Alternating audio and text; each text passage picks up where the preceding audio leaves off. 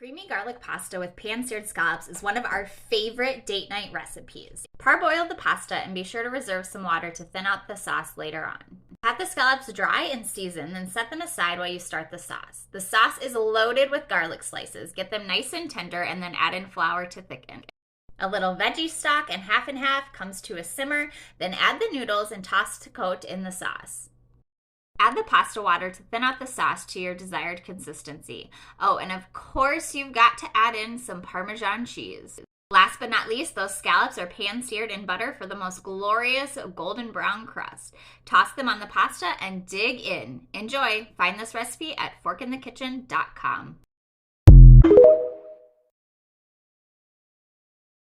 Ladies, this one's for the fellas, so you might want to keep scrolling. Gentlemen, I'm about to show you how to make the official panty dropper pasta. Check it out. Parmigiano Reggiano. Don't use the cheap stuff. You got to get the good stuff. A lemon, some butter, fresh tomatoes. These small ones are really sweet. Clove of garlic. I'm going to use about half. You want to start off with fresh herbs. You don't want to be using that stuff that's been on your shelf for the last 2 decades. That's a finger condom. Don't get too excited. Now for the garlic, it's important you go super fine, just like they did in Goodfellas. Now for the tomatoes, we want to cut them into quarters. Now if you want to be fancy, you could take out the center, which is slimy, and you're left with this beautiful petal. Next we got the lemon. You want to take the zest off, add the garlic while it's still cold, and bring it up until it's nice and golden brown. With a little crushed red pepper. And a little fresh herbs. Now ladle in a little chicken stock, al dente pasta, a couple knobs of butter, Parmigiano Reggiano, and some lemon zest. That's it, guys. Just follow these simple steps, I promise you. You make this, it's going down. Salud, bada bing. How to make creamy masago udon in 20 minutes. Add in butter, add in flour, mix together. Slowly pour in milk or cream, dashi powder, black pepper, garlic powder. Let it simmer for 1 to 2 minutes. Add in the udon. Let it simmer for 1 to 2 minutes. Super easy sauce when you do Japanese mayo. First, we're gonna add in a lot of masago. Mix together, add in the udon, mix together. Optional, but highly recommended. We're gonna top with a poached egg. Look at that. It's Friday night and Corey and I are having a fancy little date night at home. He made us whiskey sours, so I'm gonna start on the appetizer. We found this honey truffle goat cheese, so I'm gonna roll it in pecans and dried cranberries. Then is helping me plate. Now drizzle it with extra hot honey.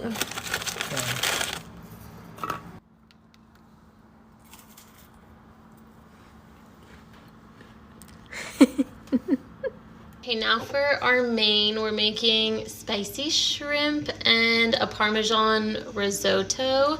So Corey was like cutting and deveining the shrimp. I'm adding 2 tablespoons of olive oil to this pan, and then I have half of a white onion minced. I'm gonna put that in with just a pinch of sea salt and then let it cook for 2 to 3 minutes. After 3 minutes, add in about 2 teaspoons of minced garlic. I forgot to mention this is on medium heat the whole time, and I'm gonna let it sit for another minute. After a minute, it's fragrant. You're gonna add in half a cup of, what is this called? Arborio rice. This is your risotto, this one. And let it toast for about 2 or 3 minutes. After 3 minutes of toasting your rice, this is 1/3 cup of white wine. We're using a Chardonnay because it's buttery. You're gonna let it sizzle out all the alcohol. It's been a couple minutes of my risotto absorbing that white wine. So now I have low sodium chicken broth that I've been keeping on medium heat this whole time. I'm gonna add it in 1 ladle at a time and let it absorb, and then keep doing that until it's fully absorbed. It's 2 cups of low sodium chicken broth. I put olive oil, red pepper flakes, and salt and pepper. And I added a few splashes of bread and butter white wine. I was just put oil on her phone on a hot surface. It's fine. Melted her face. This is on medium-high heat. We're gonna start cooking the shrimpies, 3 to 4 minutes on each side until they're cooked all the way through. Once all of your chicken broth has been soaked up by the risotto and it's al dente, you can add in 1/3 cup of Parmesan, 2 tablespoons of half and half, And then you'll just do salt and pepper to taste for this. Gotta get all the excess oil off the shrimpies. Zim cooked these all the way through on both sides. I play Zim's plate whiskey sours. Can't lie, that was incredible.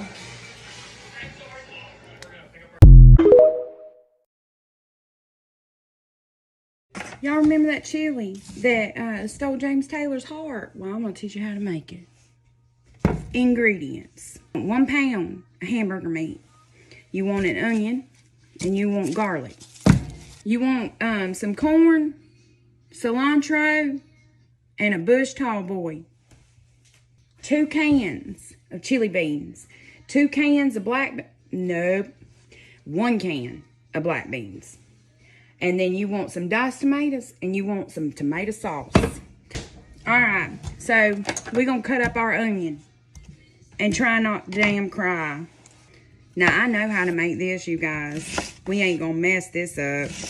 Oh, and you want you some chili seasoning, too.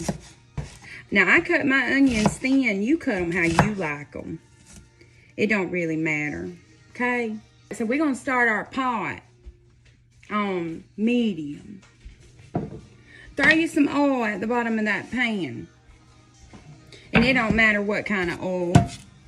Peel it however you want to, whatever feels right to you. And I don't really know how to chop garlic, you guys. I just do what feels right, okay? Boy, if I was in a restaurant, they'd be mad at me. Alright, look there. Is that how you do it? Well, either way, I got it done. Look there. We had to put up that hair, guys. Alright, look, we're going to saute. Look. That's about right. Alright. Now we're going to add our hamburger meat. Where the hell? Okay. We browning our hamburger meat. Alright? So, oh hell. Yep, that went on the floor. Go ahead and sprinkle this in your hamburger meat. And I don't know how much. I would just do what feels right. You sprinkle until you happy. We gonna go ahead and get our 2 cans. Now I use Good and Gather chili. I like it better. That's just me though. Bush works just fine. We got our 2 cans of chili. All right. We pop the top. You got the 3 bean blend. The black beans. Get you some black beans. Alright, so you got your beans. Boy, I got a lot going on over here. I like to prep while I'm cooking. That way I can just dump it all in there. You know what I mean? Damn. Alright. There you go. Look at there. I like it. A lot of seasonings. Now don't forget, we still got to add cilantro and the tall boy bush. Alright? And we gonna give it a stir. Okay. So now we gotta hold on a minute. Our corn. I don't like a lot of corn in mine, but you add as much as you want to. And that's what you're looking for right there, okay? When you see it simmering, that's when you add your tall boy. Tall boy. You add your cilantro and turn it down. Turn it down. And then when you're ready to eat, go grab you a bowl and eat.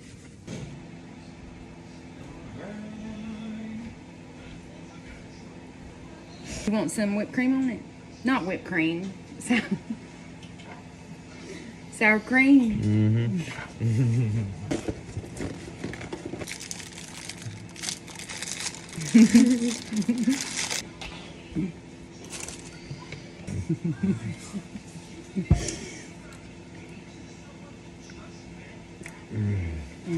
That's so good.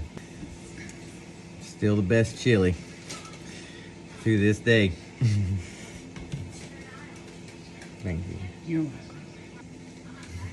I got it upside down. What's it matter? Because all the shit sits in these little pockets there better. Oh. Well, here, you eat this one and let me. You James. get messed up one.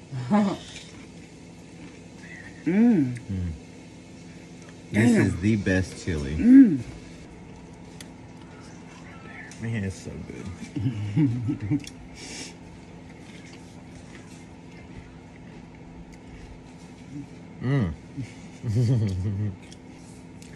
That's what you want right there.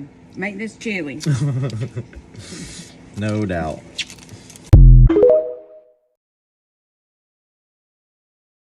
So legend has it that this marry me chicken just makes people want to marry you. So fingers crossed, it was my first time. Basically, you're just gonna cook your chicken breast on a skillet, medium to high heat, just about 5 to 6 minutes on each side. Then when those are finished cooking, set those aside. In the same pan, you're gonna add some garlic, a chopped up shallot, then add some chicken broth, your coconut cream. Then you're going to add some spinach, basil, your seasoning, and the best part about this, the sun-dried tomatoes. Mix all that together and then add in your cheese. I used dairy-free cheese. Then you're going to add a little bit more chicken broth in case it gets a little too thick for you. Nestle in those chicken breasts right back into the same pan. And hey, good luck to you all. Maybe this year's your year.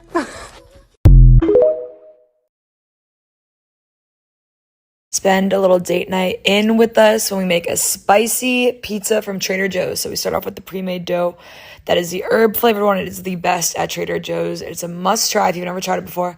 Then our base is garlic dip mixed with this Bomba Italian sauce. So it's a spicy pizza. Remember that. 1 burrata broken up, and then a few of these marinated mozzarella balls split up and then sprinkled throughout. Then we have this spicy charcuterie mix. You can use whatever salam or whatever you want on it. Prosciutto is really good. Then some roasted red bell peppers just sliced up. Oh, quite on set. Then we have some arugula sprinkled on top once it's baked. We use some of the oil from the mozzarella balls. Top it with the balsamic glaze. Some red pepper flakes. Chop it up. Oh, man. It is perfectly. We cooked it for 20 minutes at 450 degrees. Doughy on the inside, crispy on the outside. It's a Crispy chicken costoletta. This is my go-to meal from Cheesecake Factory. I was craving it all week, and so I had to make it for myself. You're going to get 2 eggs, put that in a bowl, get some flour, season it with Old Bay, black pepper, onion powder, and garlic and herb. Go ahead and get some panko Italian seasoned breadcrumbs, a thin sliced piece of chicken breast, dip it inside the egg, dip it in that seasoned flour, dip it in the egg again, and then dip it in those breadcrumbs. And you want to make sure it's coated well in the breadcrumbs because that's what's going to give it that nice crispy texture. Put it in a pan, and you're going to fry it up on both sides until it's golden brown, just like that. And then for my sides, I did roasted asparagus. I seasoned them. I'll put the ingredients below. I'll put it in the oven for 15 minutes at 400. They should come out like that. And then I boiled some potatoes until you could stick a fork in it. That's my rule. And then go ahead and put some cheese in there if you like. I made garlic parm mashed potatoes. And then for the sauce, I did some minced garlic, some butter, some cream, some cheese. I'll put the seasonings below. And then I did half a lemon inside of there. And then just place the mashed potatoes, asparagus, chicken on top. And then you got a delicious meal. Pour that sauce as much as you like all over it.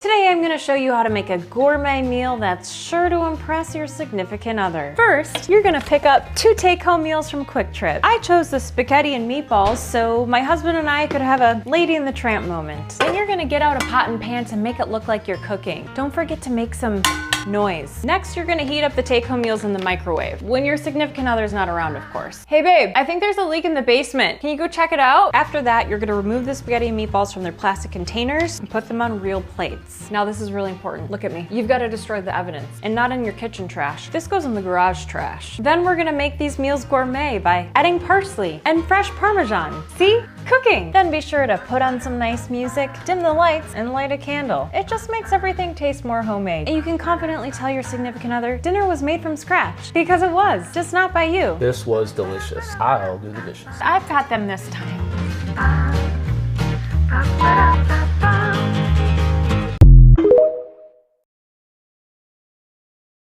the dish I make when I want someone to know how much I love them. 2 cups of flour, 4 room temperature eggs, 1 tablespoon of olive oil, 1 teaspoon of salt. Mix like you would scrambled eggs, slowly mixing in the flour, and when it doesn't make sense to use a fork anymore, switch to your hands. I have this little scraper thing I bought for like $2 or $3. It's really helpful. I use it when I need it. Keep going until the dough comes together into a ball. It kind of takes a bit, so just have faith and don't stop. It should look like this. It's ready when you poke it and it bounces back. Beautiful. Wrap it in plastic wrap and let it sit in the fridge for 30 minutes. I have a shit ton of chicken tenders, salt, freshly ground black pepper, and basil, or Italian seasoning. It needs an herb. Zip up the bag, make sure all of the chicken gets coated well, and let that marinate too. Now, I usually make chicken tenders in a skillet, but my counter and stove are going to get pretty crowded, so I'm baking them in the oven. 375, 30 minutes. Time for the sauce. Half a stick of butter, melted, add minced garlic, about 3 or 4 cloves, some heavy cream, salt, and pepper. Let it simmer for 5 minutes. And now for my favorite part, the cheese. Add a 1.5 cups of Parmesan. I know, I don't think that's enough cheese either. Stir until it melts into the cream and add a little bit of pasta water. I don't know about you, but I'm ready to eat. This is why it's my favorite dish to make for someone I love. Fresh pasta, creamy sauce, big chunks of chicken, more cheese. Oh, I want you now.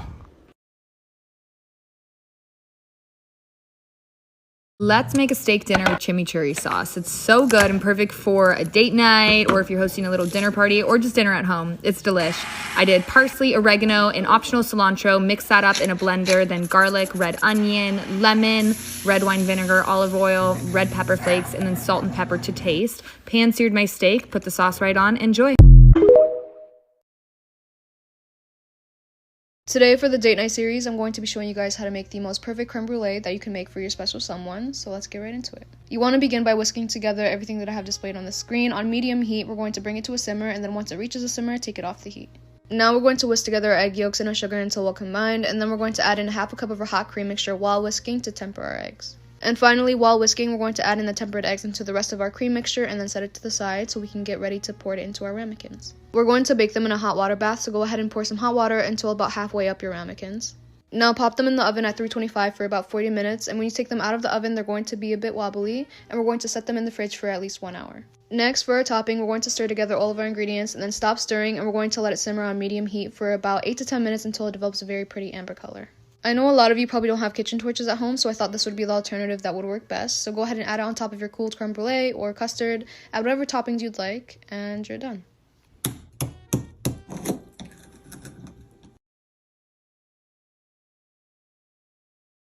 Simon, someone's asked if you can do a simple date night dish to impress their boyfriend. Yeah, go on then. I will. Finely chopped 3 cloves of garlic. Finely chopped, but don't be scared of them big chunks. That's flavour. Measure out 70 ml of Sauvignon Blanc. Pour the rest for you because you're worth it. Grate 70 grams of Parmesan cheese. Finely chop a tablespoon of tarragon. Boil some salted water and then get 300 grams of linguine in. No. Heat a pan with 20 grams of butter. 165 grams of raw king prawns straight in. These only need 1.5 minutes each side and then get them out. If you don't like prawns, put chicken in instead. Once they're out, get another dollop of butter in there and add your garlic. After 2 minutes, get your wine in. Deglaze your pan and reduce that wine by half. 150 ml of chicken stock, 250 ml of double cream. Add most of your parmesan, keep some back for topping it at the end. Get your tarragon in and give it all a good stir. You want to get some of your pasta water out, about 150 ml, and then drain your pasta. Get your pasta straight in. Add a little splash of pasta water and give it a good mix and let it simmer for 4 to 5 minutes. You want that sauce nice and thick. If it gets too thick, add a bit more pasta water, give it a mix. Now get your prawns in. Top it with some fresh parsley and the rest of your parmesan.